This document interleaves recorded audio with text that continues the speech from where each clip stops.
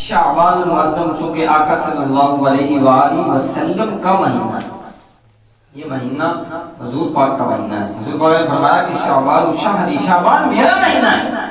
تو جب یہ حضور پاک کا مہینہ ہے تو پھر اس میں حضور پاک کو راضی کرنا چاہیے، ناراض نہیں۔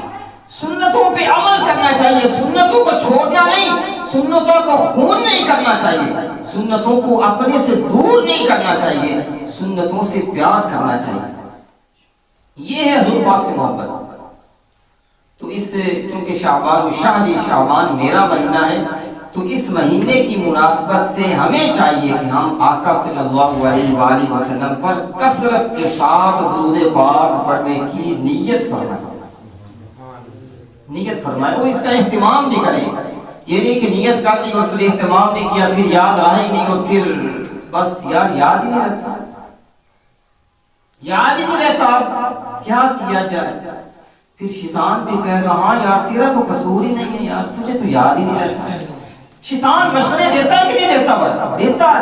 اس نے یہی کہنا یار تیرا کی قصور ہے، تجھے یاد ہی نہیں رہتا، اب بھی اللہ معاف کر سی گیا۔ ہاں یہ ہمارے ذہنوں میں خیالات آتے ہیں اور ہمیں یہ فرق کرنا چاہیے کہ کون سا خیال شیطان کی طرف سے آ رہا ہے، اس کا اہتمام کرنا چاہیے۔ ایک ویسے چھوٹی سی بات میرے ذہن میں آ گئی، اللہ پاک ریاکاری سے بچائے اور اللہ پاک اخلاص عطا فرمائے۔ تو اس سے اللہ کرے فائدہ ہو جائے، صرف اس لیے میں بتانے لگا ہوں۔ میں اپنی جیب میں آج سے نہیں تقریباً 6-7 سال سے یہ میرا معمول ہے، تحدیث نعمت وَأَمَّا بِنِعْمَتِ رَبِّكَ فَحَدِّثْ، اس آیت کے حوالے سے بتا رہا ہوں۔ تحدیث نعمت کے لیے میں اپنی جیب میں 2 تسبیحاں رکھتا ہوں، ایک وہ کاؤنٹر والی اور ایک دوسری دانوں والی۔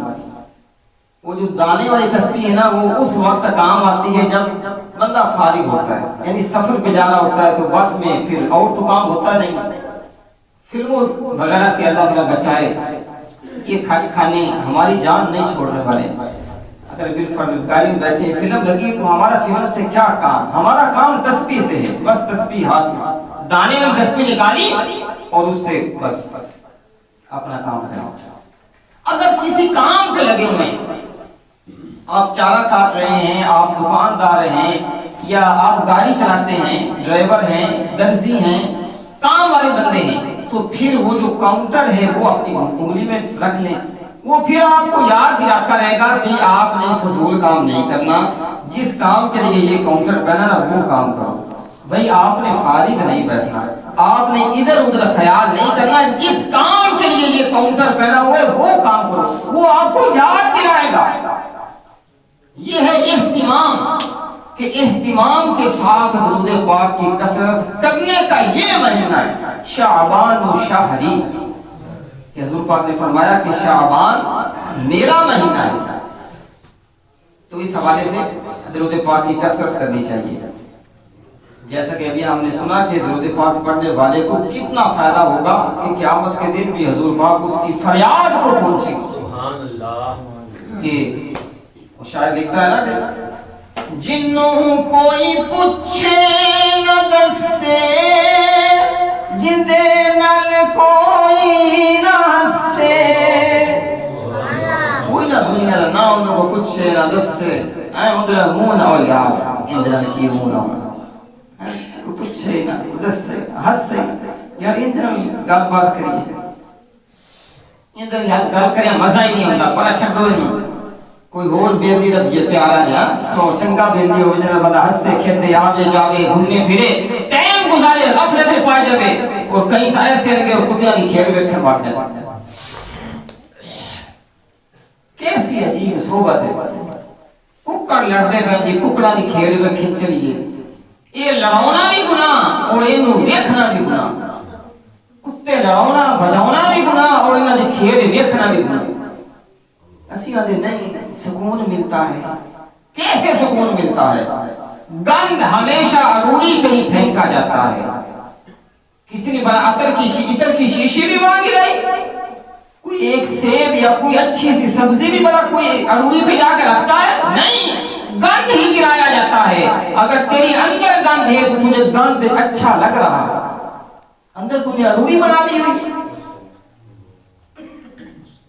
بزرگان دین فرماتے ہیں یہ تو دل ہے نا، دل یہ خدا کی رہنے کی جگہ ہے۔ اللہ پاک اگر کسی جگہ سماتا ہے تو وہ انسان کا دل ہے۔ مسجد ڈھا دے، مندر ڈھا دے، جو کچھ ڈھیندا، ایک بندے دا دل نہ تھامی رب دلا وچ رہندا، رب رہندا دلاں وچ۔ تو انہوں اروڑی بنا چھڑیا، تینوں مسجد میں سکون ہی نہیں آندا، تینوں کتیاں دی کھیل میں سکون آندا ہے، ادھر ادھر بازار وچ اچھا نہیں سکون آندا۔ غافل لوگوں کے ساتھ بیٹھنے میں، گپے لگانے میں تجھے سکون ملتا ہے۔ قرآن پاک پڑھتے ہوئے تیرے پاس وقت نہیں، کیونکہ تجھے اس میں سکون نہیں ملتا، اس لیے تو وقت نہیں نکال سکتا۔ تو وقت نکالتا ہے فلموں ڈراموں کے لیے، گانوں بازوں کے لیے، ادھر ادھر کھیل تماشے اور میلے میں گھومنے کے لیے تو وقت نکال لیتا ہے، لیکن تلاوت قرآن کے لیے تجھے وقت نہیں ملتا۔ یہ حالت ہو چکی کہ ہمارا جو دل ہے نا یہ گندگی چاہتا ہے۔ یہ اور کچھ ایسے بھی تو ہیں، ایسے بھی تو لوگ گزرے ہیں جن کو محبت ہوتی تھی نماز۔ امام اعظم ابو حنیفہ رحمۃ اللہ علیہ کے حوالے سے لکھا ہوا ہے 45 سال تک عشاء کے وضو سے فجر کی نماز ادا فرماتے اور ساری رات وہ کھڑے ہو کر تلاوت قرآن کیا کرتے تھے، اور 45 سال تک روزانہ عشاء کی نماز کے بعد ایک قرآن کریم نماز میں ختم کیا کرتے تھے۔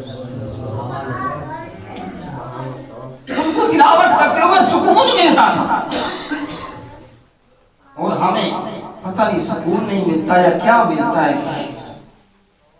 تو بہرحال پہلا تو یہ ہے کہ شعبان المعظم کے حوالے سے کہ کثرت کے ساتھ آقا صلی اللہ علیہ وآلہ وسلم پر درود پڑھنا چاہیے، کیونکہ فرمایا کہ شعبان شہری، شعبان میرا مہینہ ہے، اس لیے اس میں درود پاک کی کثرت کی جائے۔